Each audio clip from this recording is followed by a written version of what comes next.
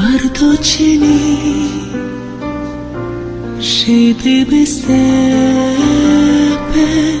я полетів з тобою в небо, я повернув би час назад і сказав би так: я люблю тільки тебе, подам